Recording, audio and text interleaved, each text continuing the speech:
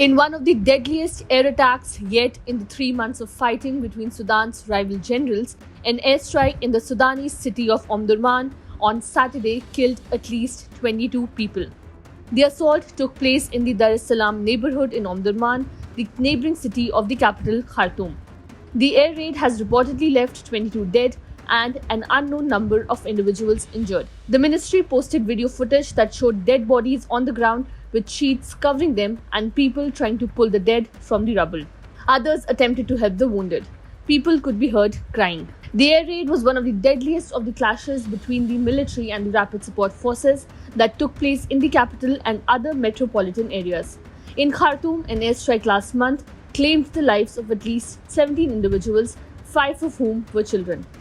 The RSF blamed the military for Saturday's attack and other strikes on residential areas in Omdurman, where fighting has raged between the warring factions, according to residents. The military has reportedly attempted to cut off a crucial supply line for the paramilitary force there.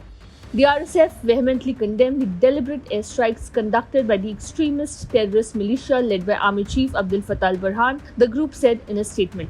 Meanwhile, Omdurman residents said it was difficult to determine which side was responsible for the attack. They said the military's aircraft have repeatedly targeted RSF troops in the area and the paramilitary force has used drones and anti-aircraft weapons against the military.